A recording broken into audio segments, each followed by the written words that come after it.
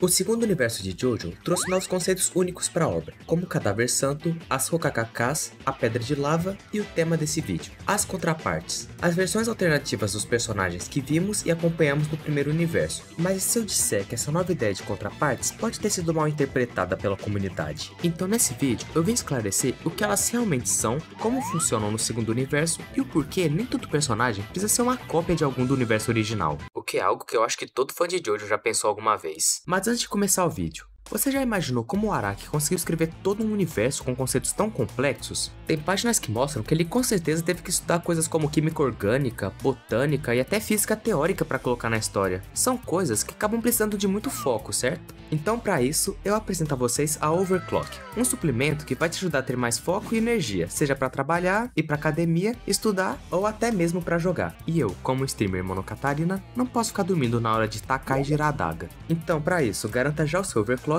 e use o meu cupom STRAUSE, com 2 Ys, para ganhar 10% de desconto e ter foco total no seu dia a dia. Ainda mais se for jogar uma ranqueada. Ok, voltando ao assunto. Antes de tudo, eu preciso explicar melhor o que são as contrapartes e seu papel na história. E para isso, nós vamos voltar lá em Steel Ball Run. O termo contraparte passou a ser usado pela comunidade para descrever personagens do segundo universo que lembram figuras do universo original, mas não sendo exatamente iguais. Quer dizer, às vezes. Por exemplo, tem eu aqui e um outro eu de um segundo universo. Enquanto eu tenho essa aparência, o outro eu pode ser, sei lá, menos viado. Só que aí entra algo um pouquinho complicado, que é o que eu chamo de teoria da esponja. Duas versões de você mesmo não podem se encontrar. A única exceção a isso é o Funny Valentine por possuir o de Force. Pessoas comuns, caso encontrem suas versões de outro universo, vão se colidir e se separar em esponjas de Manger. E é sério, não me pergunta o que é isso, nem o ChatGPT me fez entender. E isso acontece porque ninguém pode coexistir consigo mesmo em um mesmo mundo, que é o que foi que aconteceu com o Wake Up People e quase matou o Diego Brando também. Por isso, existem diferenças entre contrapartes e referências. Alguns personagens podem até ser originais do segundo universo, mas têm referências aos do anterior. Vou dar um exemplo aqui que pode ser um pouquinho polêmico, mas o Josuke da parte 8 não é contraparte do Josuke da parte 4. Quem cumpre esse papel, na verdade, é o Norisuke, já que além de ser filho da Tomoko desse universo, o seu nome de nascimento é Josuke. Acho que envolve um pouco mais dos kanjis, mas eu não vou entrar muito nisso, já que não entendo.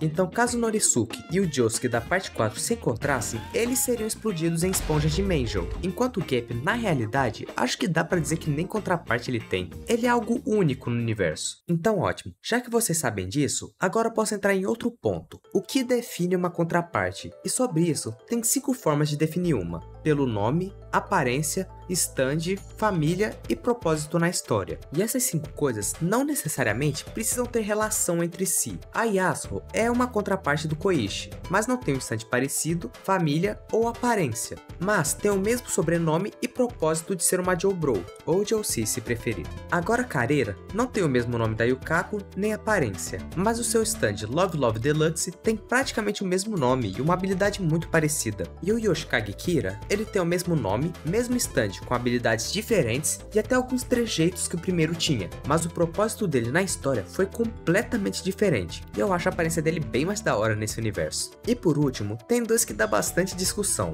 que seria a contraparte do Jotaro no caso, já que tanto a Kei quanto o Josefumi se encaixam nisso. Enquanto uma também é filha da Holly e tem um chapéu que lembra bastante a aparência do Jotaro, o Josefumi tem o sobrenome Kujo e é filho do Sadafumi, por isso que eu diria que ambos se encaixam como referência. Alguns dizem que na realidade seria o Kira pela personalidade, mas pra mim esses 3 só se completam, mas vai do que você prefere acreditar também. E com isso, nós chegamos no ponto alvo desse vídeo. E qual seria o propósito delas na história? Por que não só colocar personagens exclusivos e trazer coisas novas? Sendo bem sincero, eu sou alguém que não curte muito isso de universos alternativos, tanto que particularmente eu não gosto de quadrinhos justamente por isso. É algo que me deixa bem perdido em como acompanhar a história, mas pelo menos em JoJo como um reboot foi algo muito bem feito. E essas contrapartes servem justamente para ajudar o leitor a se conectar com os personagens logo de cara e criar certa familiaridade, mas ainda os tornando únicos. Imagina por exemplo se o Jairo Zeppelin não tivesse esse sobrenome. pode ser só de alguma outra família da Itália. Acaba que ele não teria trazido tanto peso para a história tendo toda essa legião de fãs. Então, para os personagens no segundo universo serem interessantes, eles precisam ser uma versão de algum outro que já apareceu? E a resposta é não. Em Steel Run, as contrapartes acabam sendo algo bem escancarado. Personagens que praticamente só de bater o olho você já nota quem que ele é, e o Diego Brando é o maior exemplo disso. E eu não sei se vocês perceberam, mas com o passar das partes, isso é algo que acaba sendo deixado de lado. Em JoJolion, a gente viu personagens como Yoshikage Kira ou até mesmo Norisuke sendo completamente diferentes, mas ainda lembrando sua versão entre aspas primária. Enquanto agora, em JoJo Lands, os personagens se tornaram praticamente originais.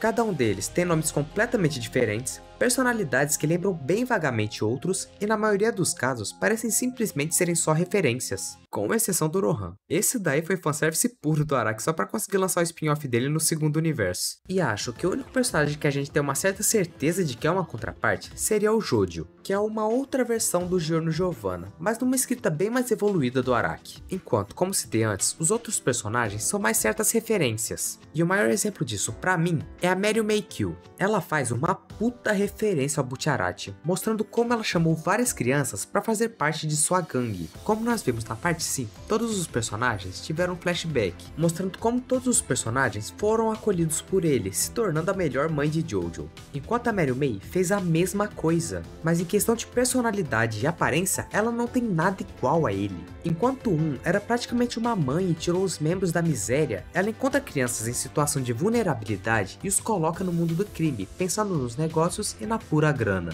E algo muito interessante que dá pra se notar é como os personagens têm apego a ela igual o grupo tinha apego ao Bucciarati. O Usagi tem certa dependência nela, assim como Narancia também tinha uma certa dependência no Bucciarati. E a diferença de personalidade fica ainda mais clara quando você para pra pensar que ela botou geral numa puta de uma missão perigosa pra roubar um diamante caro pra cacete pra dar 2% do valor pra cada um. Eu acho que isso é um pouco de sacanagem, já que enquanto todo mundo tava apanhando, ela tava sentadinha na cadeira. Mas eu amo ela mesmo assim, ela é muito bem escrita, e se ela pedisse pra eu ficar ajoelhado na frente dela, eu ficaria com todo prazer. Então, o que eu quero dizer com tudo isso, é que o que o Araki faz no novo universo não é espelhar, e sim reimaginar, construindo os personagens de forma gradual, até eles se tornarem originais no universo. Sim, é muito legal a gente ver um personagem e imaginar ele como uma versão alternativa de algum outro que a gente já viu, ainda mais que a gente criou um puta carinho por eles. Principalmente com os vilões, já que eles acabam sempre aparecendo em alguma outra versão. Mas isso nos faz esquecer que ter personagens originais na história e sem correlação com os antigos é ainda mais da hora. Mas então, esse foi o vídeo e os pontos que eu queria passar. Muito obrigado por terem assistido até aqui. Curte o vídeo e se inscreve no canal para me ajudar a crescer aqui no YouTube. Também tem minhas redes sociais e o Discord do canal que eu sempre deixo aqui na descrição. Também tem minhas lives que eu faço simultaneamente aqui no YouTube e na outra plataforma. Então, se você quiser ver um platina horrível no League of Legends, pode entrar lá. Eu realmente tenho que parar com esse vício. Mas eu também jogo Roblox às vezes. Falou e até o próximo vídeo, que provavelmente vai ser sobre o capítulo 28 de JoJo Lands. Amo vocês! Joanesburgo.